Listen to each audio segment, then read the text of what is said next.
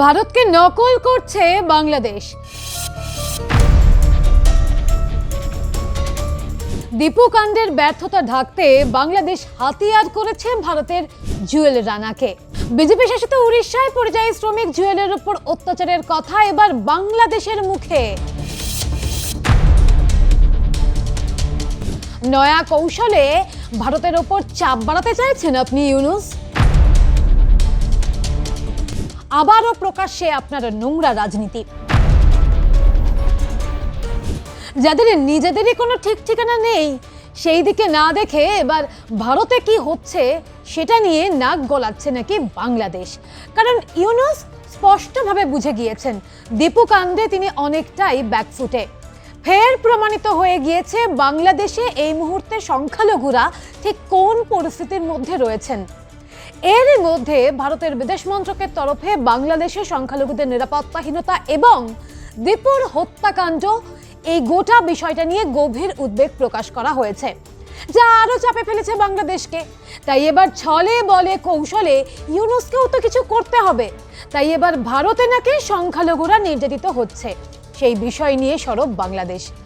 ভারতে সংখ্যালঘু সম্প্রদায়ের ওপর হামলার বিষয়ে সাংবাদিকদের প্রশ্নের উত্তরে বাংলাদেশের পররাষ্ট্র মন্ত্রণালয়ের মুখপাত্র বলেন, ভারতে মুসলিম, খ্রিস্টান সহ বিভিন্ন সংখ্যালঘুদের বিরুদ্ধে সংঘটিত নৃশংস হত্যাকাণ্ড, গণপিটুনি, নির্বিচারে আটক এবং ধর্মীয় অনুষ্ঠানে বাধার ঘটনায় আমরা গভীরভাবে উদ্বিগ্ন।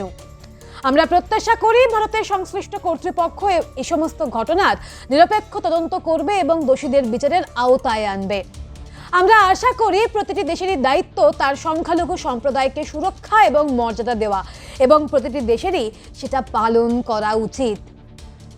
বাংলাদেশের পররাষ্ট্র মন্ত্রণালয়ের মুখপাত্র এস.এম. মাহবুবুল আলম, আপনার কাছে ভারতের তরফ থেকে প্রশ্ন, আপনি ভারত সম্পর্কে যা বলছেন নিজের দেশে তার প্রয়োগ করছেন? ভারত জানতে চাইছে বাংলাদেশের সংখ্যালঘুদের নিরাপত্তা, সংখ্যালঘুদের মর্যাদা আছে আদৌ? 1901 সালে বাংলাদেশের সংখ্যালঘু হিন্দুদের সংখ্যা ছিল প্রায় 34% মতো, এখন তা 7 থেকে 8% এসে দাঁড়িয়েছে। আবার ভারতের স্বাধীনতার সময়ে সংখ্যালঘুরা ছিলেন 14% কাছাকাছি, এখন তা বেড়ে হয়েছে প্রায় 19% বা আরও খানিকটা বেশি। এই পরিসংখ্যানই কিন্তু বলে দিচ্ছে কোন দেশের সংখ্যালঘুরা সত্যিই বিপন্ন। অর্থাৎ ভারত বিদ্বেষী মনোভাবকে উস্কে দিতেই এই ধরনের মিথ্যাচার করছে বাংলাদেশ। ইউনুস কি কোনোভাবে ভারতের সংখ্যালঘুদের এই বার্তা দিতে চাইছেন যে ভারতে তোমরা বিপন্ন, তাই আমরা এখানে যা করছি ঠিক করছি, দীপুর সঙ্গে যা হয়েছে ঠিক হয়েছে? বাংলাদেশের এই অতীব হাস্যকর বিবৃতি প্রসঙ্গে আমরা কথা বলেছিলাম আন্তর্জাতিক সম্পর্ক বিশেষজ্ঞ রাজা গোপাল ধরের সঙ্গে। আসুন শোনা যাক তার বক্তব্য। হ্যাঁ, দেখুন, ভারত বাংলাদেশে যে সংখ্যালঘুদের উপর নিপীড়ন হচ্ছে, অত্যাচার হচ্ছে, জ্বালিয়ে পুড়িয়ে মারছে, তার বিরুদ্ধে সরকারিভাবে ভারত তার প্রতিবাদপত্র জানিয়েছে, নিন্দা করেছে এবং ভবিষ্যতে এগুলো যাতে না হয় সেটা বলেছে, এবং একটা সর্বাত্মক শান্তিপূর্ণ নির্বাচন হয় সেটাই ভারত সে কথাই বলেছে। এখন স্বাভাবিকভাবে এসব কথা বলাতে তো বাংলাদেশও জবাব দিতে চায় এবং সে মনে করে ভারতবর্ষের মতনই তার তার আর্থিক, সামাজিক বা বিশ্ব রাজনীতির তার প্রভাব একই ধরনের। সেই ভারত সেইভাবেই তারা একটা যে ধরনের স্টেটমেন্ট পাঠায় তাতে বলা হচ্ছে যে ভারতবর্ষে সংখ্যালঘুরা বিপন্ন, বিশেষ করে পশ্চিমবঙ্গে সংখ্যালঘুদের উপর আক্রমণ হচ্ছে, এটা বলেছে। কিন্তু সারা বিশ্বের কাছে এটা কিছুটা হাস্যকর হবে, কেননা সংখ্যালঘুরা যদি বিপন্ন হয় তাদের সংখ্যা কমতে থাকে, যেটা বাংলাদেশে ঘটেছে। 1901 সালে যেটা 34% ছিল, এখন সেটা 7-8% গিয়ে দাঁড়িয়েছে। আর উল্টো দিকে ভারতবর্ষে যেটা দেখা গেছে যে স্বাধীনতার সময় যে সংখ্যালঘুদের সংখ্যা ছিল, মুসলমানদের সংখ্যা ছিল 14%, সেটা এখন 19% ওপর কাছাকাছি চলে গেছে। হ্যাঁ, প্রায় অনেক পার্সেন্টেজ বিপন্ন হলে পার্সেন্টেজ কমে যায়, কিন্তু এখানে উল্টো। সুতরাং তারা কোনো মতেই বিপন্ন নয়। ভারতবর্ষের সংবিধান সংখ্যালঘুদের অধিকার দিয়েছে এবং সেটাকে কেউ কেড়ে নিতে পারে না। সুতরাং এই জায়গায় দাঁড়িয়ে ভারতবর্ষ সম্বন্ধে যে অভিযোগ যে সংখ্যালঘুরা এখানে বিপন্ন, সেইটা খুব একটা ধোপে টেকে না। তবে হ্যাঁ, ভারতবর্ষের বিভিন্ন রাজনৈতিক দল যে ধরনের বক্তব্য রাখে তাতে সরকার বিরোধী মনোভাব ভারতের, সেটাকেই সরকার বিরোধী মনোভাবটাকেই ওটা ভারত বিরোধী মনোভাব হিসেবে বাংলাদেশ ব্যবহার করতে চাইছে এবং বলার চেষ্টা করছে যে ভারতবর্ষের সংখ্যালঘুরা বিপন্ন। কিন্তু এই ধরনের যে ন্যারেটিভ তারা তৈরি করতে চাইছে, তাদের বক্তব্য, তাদের উদ্দেশ্য অনেকখানি হচ্ছে যে যে অপোজিশন পার্টিস গুলোকে তাদের মোটামুটি ভাবে বলা যে দেখো আমরা তোমাদের সমর্থন করছি, তোমরা আমাদের সমর্থন করো। একই সঙ্গে সংখ্যালঘুদেরও বার্তা দেওয়া যে তোমাদের কথা আমরা বলছি বাংলাদেশ থেকে, সুতরাং হ্যাঁ বাংলাদেশে আমরা যা করছি ঠিক করছি, এটা বাংলাদেশে যেটা ঘটেছে সেটা সংখ্যালঘুদের উপর আক্রমণ নয়। তারা যেহেতু আওয়ামী লীগের সদস্য ছিল, আওয়ামী লীগের উপর একটা মানুষের যে একটা ক্রোধ জন্মেছিল সেটাই তারই প্রকাশ ঘটছে, এরকমই কথা তারা বলার চেষ্টা করেছে। তো যাই হোক, এই বক্তব্যের মধ্য দিয়ে বাংলাদেশে যে সংখ্যালঘুদের উপরে ব্যাপক নিপীড়ন ঘটছে তার কোনো সঠিক জবাব তারা দিতে পারেনি। তারা যদি বলতো যে হ্যাঁ আমরা বন্ধ করব, কোনো দেশের সমস্ত সংখ্যালঘু বা সংখ্যাগুরু সবাই সমান, এই ধরনের কথা তারা কিন্তু বলার চেষ্টা করেনি, জানায়নি। এবং সংখ্যালঘুরা সুযোগ পেলে তারা তো সবাই ভারতে চলে আসতে পারে, কিন্তু যেহেতু ভারতবর্ষ তাদের নেবার ব্যাপারে এখনো সে ধরনের প্রস্তুত নয়, ভারতবর্ষেরও ব্যাপক আর্থিক সমস্যা আছে, ব্যাপক সংখ্যক মানুষ বাংলাদেশ থেকে আসলে ভারতের আর্থিক বিপর্যয় ঘটতে পারে, এই ভেবে ভারত নতুন করে সেখান থেকে শরণার্থী নেবার ব্যাপারে একেবারেই আগ্রহী নয়। এবং যে সিএএ আইন তৈরি হয়েছে সেখানে 2014 সাল পর্যন্ত একটা রাখা আছে, লাস্ট দিন রাখা 14 সালে ডিসেম্বর পর্যন্ত। তার ফলে পরবর্তীকালে যারা আসবে তাদের কিন্তু নাগরিকত্ব নিয়ে সমস্যা হতে পারে, এটা কিন্তু রয়েছে। সুতরাং বাংলাদেশ ইচ্ছে করেই যে একটা ভারতবর্ষের যারা সংখ্যালঘু তাদের সমর্থন কি করে পাওয়া যায় এবং ভারতবর্ষের সংখ্যালঘুকে সমর্থন করে যে সমস্ত রাজনৈতিক দলগুলো কাজকর্ম করে তাদেরও সমর্থন পাবার একটা চেষ্টা করছে। এবং খুব কেয়ারফুলি সেটা হচ্ছে ভারতবর্ষে যে নির্বাচন, নানান রাজ্যে নির্বাচন আসছে, সেখানে একটা তার ভূমিকা পালন করার চেষ্টা করছে, মনে করছে এই বক্তব্যটাকে ভারতবর্ষের রাজনৈতিক দল ব্যবহার করতে পারে। কিন্তু দেখা গেছে আমরা মুসলমানদের যে দল মিম, তারা কিন্তু নিন্দা করেছে। মিস্টার ওয়েসি সে কিন্তু পরিষ্কারভাবে বলেছে যে দীপু দাসকে যেভাবে হত্যা করা হয়েছে সেটা কখনোই মেনে নেওয়া যায় না। ভারতবর্ষের অধিকাংশ দলই কিন্তু অল্প বিস্তর, হয়তো অনেক সবাই প্রকাশ্যে আসতে পারেনি ভোট কমে যাবার ভয় বা কোনো কারণে, কিন্তু নানানভাবে তারা জানিয়েছে যে দীপু দাসের হত্যাকে তারা একেবারেই সমর্থন করে না, তারা নিন্দা জানায়। বাংলাদেশ সংখ্যালঘুদের উপর আক্রমণ বন্ধ করুক, এটা ভারতবর্ষের সব রাজনৈতিক দল যারা নির্বাচন প্রক্রিয়ায় দাঁড়ায় তারা এটা বলেছে। তার ফলে বাংলাদেশের যে এই যে ওই ধরনের স্টেটমেন্ট, তাতে খুব একটা ভারতবর্ষের যে আন্তর্জাতিক ক্ষেত্রে ভারতের সম্মানহানি করবে বা ভারতবর্ষের ভেতরে রাজনৈতিক অস্থিরতা সৃষ্টি করবে সেটা খুব একটা পেরে উঠবে না। হ্যাঁ, ভাবা গিয়েছিল একটা সময় যে বিএনপি জামাতের যে সম্পর্ক আছে পরে, এবং সেখানে ছাত্র আন্দোলন যারা করেছে তাদের মধ্যে যদি একটা সংগতি গড়ে ওঠে তাহলে কিন্তু আগামী নির্বাচনে তাদের জয়লাভের সম্ভাবনা আছে এবং সেই জয়লাভটা সহজতর হয় তখন আওয়ামী লীগ কে ব্যান করে সরকার। এটা খুব কেয়ারফুলি, মানে অত্যন্ত সুপরিকল্পিতভাবে আওয়ামী লীগকে অ্যান্টি টেররিস্ট অ্যাক্টে ব্যান করা হয়েছে এবং সেখানকার নির্বাচন কমিশন তাদের নির্বাচনে দাঁড়ানোর অধিকার কেড়ে নিয়েছে। এটা ইউনিশ সরকারই করেছে, লক্ষ্য ছিল যাতে করে আওয়ামী লীগ নির্বাচনে না দাঁড়াতে পারে এবং যারা আছে যে জামাত বিএনপি এবং ছাত্রদের যে জোট সেটা তারা আসতে পারে। ছাত্ররা তো রাজনৈতিক দল এনসিপি ফর্ম করে, কিন্তু খুব একটা তারা এগোতে পারেনি। এখন দেখা যাচ্ছে যে বিএনপি জামাতের সঙ্গে তাদের দীর্ঘদিনের যে সম্পর্কটা তৈরি করেছিল, প্রথমে তাদের সম্পর্ক ছিল নিজেদের সংখ্যা না থাকায়, পরবর্তীকালে দেখা যায় যে বিএনপি জামাতের সম্পর্কটা অনেকটা নিবিড় হয়ে পড়ে। এখন এবারে দেখা গেল যখন আওয়ামী লীগ ব্যান্ড হচ্ছে বা আওয়ামী লীগ অনেকটাই শেখ হাসিনা চলে যাবার পরে তার গুরুত্ব দেশ থেকে কমছে, বিএনপি মনে করে যে সেখানকার সংখ্যালঘুদের স্বার্থ রক্ষা করা এবং মুক্ত মনদের ভাবনা চিন্তাটাকে গ্রহণ করা বা তাদের ভোট পাওয়াটা তাদের লক্ষ্য হয়ে দাঁড়ায়। তাই তারা মনে করে জামাতের যে সামান্য ভোট পার্সেন্টেজ আছে, তখনই 3-4% বেশি তারা ভোট পায়নি, তাই এদেরকে সাথে নেওয়া মানে বিএনপির একটা প্রচার হয়ে দাঁড়ায় যে তারা বুঝি একটা মৌলবাদী দল। বিএনপি সংবিধানে পরিষ্কার বলা আছে যে তারা মুসলমানদের পক্ষে, তারা কোনো সেকুলার নয়। এটা আওয়ামী লীগ তৈরি হয়েছে একটা সেকুলার ধর্মের ভিত্তি করে, মানে ধর্মনিরপেক্ষতার ভিত্তি করে, কিন্তু বিএনপি পরিষ্কার বলেছে যে তারা সেকুলার নয়, তারা ইসলামপন্থী। কিন্তু তারা মৌলবাদী, ইসলামপন্থী হলেই যে মৌলবাদী হবে তা তো নয়। এখন তারা পরিষ্কার জানাচ্ছে যে জামাতের সঙ্গে তাদের যে সম্পর্ক ছিল সেটা তারা ক্ষুণ্ণ করছে, অর্থাৎ তাদের যে মৌলবাদী আখ্যা দেওয়া চলছিল সেটা তারা আর নিতে চাইছে না। এটা এছাড়াও দেখা যায় তারা মনে করছে যে এককভাবে যদি আসলে যেভাবে দেশ চালানো যাবে সেটা কিন্তু কোয়ালিশন সরকারে আসবে না। তাই মোটামুটি ভাবে যে ইউনূসের যে ভাবনা চিন্তা ছিল যে একটা এমন একটা দল তৈরি করা, তাতে তিনি হয়তো ক্ষমতায় না আসতে পারলেন, প্রেসিডেন্ট হিসেবে আসতে পারবেন, এরকম একটা ভাবনা চিন্তা ওনার চিঠির সঙ্গে ছিল, বোঝা গেছে।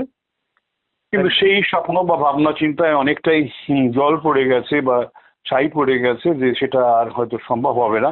এখন বিএনপি যে প্রধান ভাইস যিনি অ্যাক্টিং প্রেসিডেন্ট, তারেক রহমান এসেছেন, যেভাবে তার সমারোহে ভিড় হয়েছে, বোঝা যাচ্ছে যে মানুষ গণতন্ত্রকে আবার ফেরত পেতে চাইছে। এই ধরনের উচ্ছৃঙ্খলতা যেটা বাংলাদেশে চলছে সেটা সেদিকে তারা যেতে চাইছে না। এখন এর ফলে এখন বাংলাদেশের লক্ষ্য গিয়ে দাঁড়াচ্ছে সরকারের যে উপদেষ্টা কি করে নির্বাচনটা ভণ্ডুল করা যায়, একদম। এবং নির্বাচন ভণ্ডুল করতেই হয়তো কোনো ছাত্র নেতা হাডি এদেরকে মারা হয়েছে বা কিছু হয়েছে, যে হাডি দেখা গেল যে হাডি একটা স্কুটারে বা এতে যাচ্ছিল, সাধারণ একটা অটো বা কিংবা ই রিক্সায় যাচ্ছিল, তাকে সেখান থেকে গুলি করে। এবং সে যদি অতই একজন নেতা হতো তাহলে তার সুরক্ষা কেন রাষ্ট্র দিল না? মারা যাওয়ার পরেই তাকে গুলিবিদ্ধ হওয়ার পরেই তাকে খরচা করে সিঙ্গাপুরে পাঠানো হলো, আবার মৃতদেহ নিয়ে এলো, রাষ্ট্রীয় শোক করা হলো। বোঝাই যাচ্ছে যে হাডি সে একটা ইনকলাব মঞ্চ তৈরি করেছিল, মানে তার ভঙ্গি ছিল, এবং খুবই সম্ভাবনা আছে তাদের যে সমস্ত কথাবার্তা সেখানে বিদেশি প্রভাব রয়েছে বলে আমার ধারণা। এবং চায়নায় আমাদের দেশে উত্তর পূর্ব ভারতে ব্যাপকভাবে তারা যে সমস্ত বিচ্ছিন্নতাকে সমর্থন করেছে। চায়না খুব সম্ভবত এই ইনকলাব মঞ্চকেও তারা সমর্থন করছে, যাতে করে দেশের মধ্যে আবার নতুন করে বিশৃঙ্খলা সৃষ্টি করা যায়।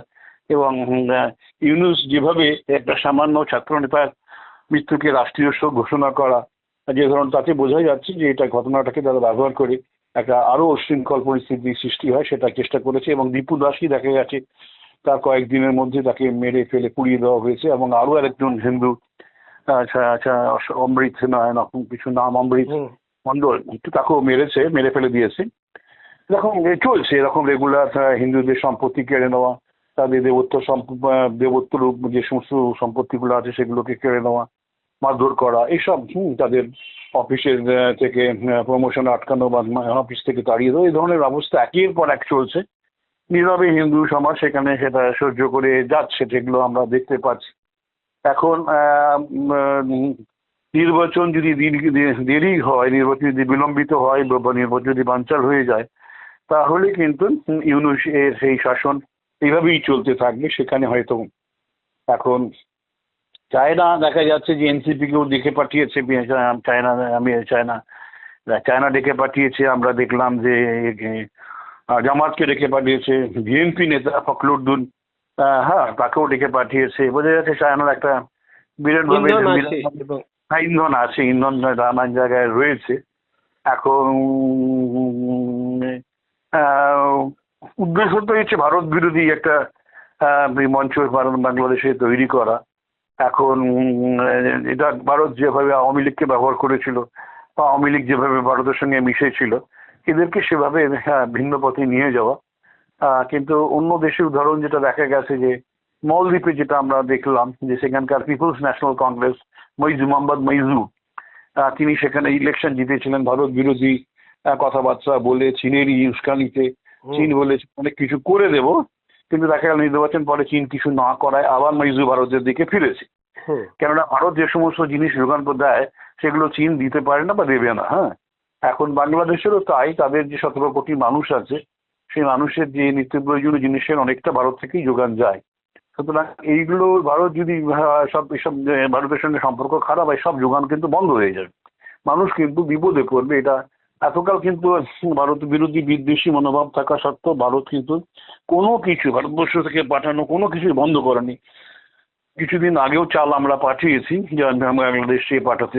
সুতরাং এখন ওরা চাইছে যে, চীন চাইছে ভারত থেকে সম্পূর্ণভাবে যোগাযোগ কাটুক। কিন্তু যেটা মনে হচ্ছে তারিক রহমান উনি কিন্তু বুঝতে পারছেন যে মালদ্বীপের এক্সাম্পলটা দেখে যে পুরোপুরি চীনের সঙ্গে ভরসা করে থাকলে চলবে না। মালদ্বীপ একটা ছোট দেশ যেটা রিস্ক নিতে পারে, বাংলাদেশ পারবে না। এবং উনি যখন লন্ডনে ছিলেন ভারতবর্ষের থেকে হ্যাঁ পরোক্ষভাবে নানানভাবে যোগাযোগ করা হয়েছে।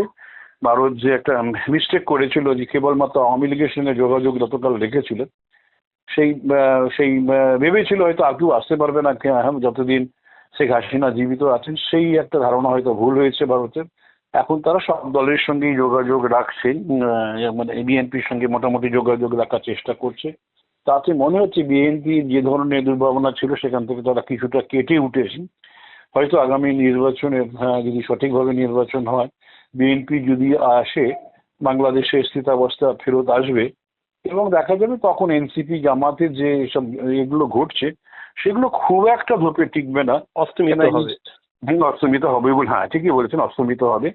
এবং আমরা সেটাই চাইবো যে বাংলাদেশের মানুষ তাদের জীবনযাত্রা গণতন্ত্র ফিরে পাক, অস্থিরতা যেটা এসছে সেটা কাটিয়ে উঠুক। একদম একদম। আচ্ছা, আর একটা তাহলে এই প্রসঙ্গে আপনাকে, তারেক রহমানের ফিরে আসা কি এনসিপি বা জাতীয় নাগরিক পার্টির কাছে একটা ভয়ের কারণ? হ্যাঁ, দেখুন, ও এসে যাওয়ায় তো দেখুন একটা গণতন্ত্রের যে পুনর্জীবন আসছে বলে তো অনেক মানুষ মনে করছে যে একটা বিএনপি, দেখুন তারেকের বাবা জিয়াউর রহমান আর্মি জেনারেল ছিলেন, উনি মুক্তিযুদ্ধে অংশগ্রহণ করেছিলেন এবং তাদের একটা বাংলাদেশের সম্পর্কে একটা ধারণা আছে এবং এরা সম্পূর্ণভাবে মুজিবনের বিরোধী ছিল, এটা সত্যি কথা। কিন্তু এদের সময় ভারতের সঙ্গে যোগাযোগ মোটামুটি ছিল। ভারত বিদ্বেষীটা সেভাবে প্রতিফলিত করেনি তারা। হ্যাঁ, প্রতিফলিত হয়নি। এখন যেভাবে দেখা যাচ্ছে সেটা তখন সেভাবে ছিল না। এবং ইনারা মৌলবাদের বিরোধী। 17 বছর উনি তারেক লন্ডনে ছিলেন, যখন ওর মা বাংলাদেশের প্রধানমন্ত্রী ছিল, উনি অল্টারনেটিভ পাওয়ার হাউস হিসেবে চিহ্নিত ছিলেন। সেখানে প্রচুর তার বিরুদ্ধে দুর্নীতির অভিযোগ নানান সময় ছিল। কিন্তু যাই হোক, এখন উনি 17 বছর ইংল্যান্ডে কাটিয়েছেন, বুঝতে পেরেছেন যে হ্যাঁ যে ধর্মনিরপেক্ষতার যে সমস্ত গুণাবলী ইংল্যান্ডে থেকে বুঝতে পারছেন যে একক ধর্মের কথা বলা যায় না যেখানে অন্য ধর্মের মানুষ আছে। আশা করা যায় উনি ফিরে এসে বাংলাদেশকে আবার সেই পুরোনায় যেন ওটা বাবা রেখেছিলেন, মাও রেখেছিলেন, সেই দিকে নিয়ে যাবেন। যতটা মুজিব নিয়ে গেছিলেন সেই জায়গায় হয়তো যেতে চাইবেন না বা পারবেন না, কিন্তু অ্যাটলিস্ট বাংলাদেশের স্থিতি অবস্থা কিছুটা ফিরিয়ে আনবেন, এটা আশা করা যায়। এবং সেটাই তো এনসিপি এবং জামাতের রাগ, এবং তারা মনে করতে যে তাদের যে এতদিনের স্বপ্ন সেটা অনেকটা বানচাল হয়ে যাচ্ছে। সুতরাং তারা তো রেগে জ্বলে উঠবে, এটাই স্বাভাবিক। কিন্তু নির্বাচনে আমার মনে হয় না এনসিপি বা জামাত বিশেষ কিছু করতে পারবে, কেন সে ধরনের জনভিত্তি তাদের নেই। হ্যাঁ, অর্থাৎ বাংলাদেশ চেয়েছিল সংখ্যালঘুদের ট্রাম্প কার্ড হিসেবে ব্যবহার করতে, কিন্তু সেই চেষ্টাও বিফলে গেল। পশ্চিমবঙ্গে জুয়েলের ঘটনায় স্বয়ং সরব হয়েছেন মুখ্যমন্ত্রী মমতা বন্দ্যোপাধ্যায়। আর নির্লজ্জ ইউনূস, আপনি কি করেছেন? মাত্র 25,000 টাকার দান ভিক্ষা করেছেন দীপুর পরিবারকে।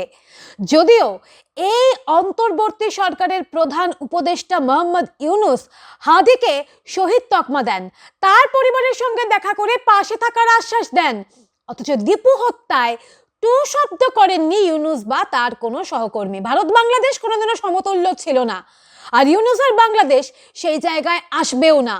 এটা আপনি মেনে নিন ইউনূস, এটা আপনাকে মানতে হবে। তাই এই যে বাংলাদেশে যেভাবে নিপীড়িত হচ্ছেন সংখ্যালঘুরা, তার সঙ্গে ভারতকে জড়িয়ে ফেলে দুই দেশের মধ্যে সম্পর্কের অবনতি বৃদ্ধি হোক কিংবা দুই দেশের কূটনৈতিক চাপানোপর বৃদ্ধি হোক, এই সবের জন্য একমাত্র আপনি দায়ী ইউনূস। আবার অন্যদিকে হাদির ইনকিলাব মঞ্চ এবার নোংরা রাজনীতি করছে। হাদির হত্যাকারীদের গ্রেফতারের দাবির পাশাপাশি বাংলাদেশে ভারতীয়দের ওয়ার্ক পারমিট বা কাজের অনুমতি বাতিলের দাবি জানানো হয়েছে ইউনূসের কাছে। ইনকিলাব মঞ্চের দাবি, বাংলাদেশে কর্মরত সমস্ত ভারতীয়ের কাজের অনুমতি বাতিল করতে হবে, কারণ বাংলাদেশের স্বাধীনতা এবং সার্বভৌমত্ব টিকিয়ে রাখতে এই পদক্ষেপ নাকি ভীষণ জরুরি। ভারত যদি শেখ হাসিনাকে প্রত্যর্পণ না করে এবং আওয়ামী লীগের নেতাদের না ফেরোয়, সেক্ষেত্রে ভারতের বিরুদ্ধে নাকি আন্তর্জাতিক আদালতে মামলা দায়ের করতে হবে। ইনকিলাব মঞ্চ কি জানেই না ভারতের ওপর ঠিক কতটা নির্ভরশীল বাংলাদেশ? চিকিৎসা থেকে শুরু করে বিভিন্ন দরকারে ওপার বাংলার মানুষকে আসতে হয় এই ভারতে। এবার যদি ইনকিলাব মঞ্চের এই দাবির কথা শুনে ভারত বলে ওপার বাংলার কোনো মানুষের চিকিৎসা এখানে হবে না, ওপার বাংলার মানুষও ভারতে কাজ করতে পারবে না, তখন কি হাল হবে বাংলাদেশের? সেটা কি ভেবে দেখেছে ইনকিলাব মঞ্চ?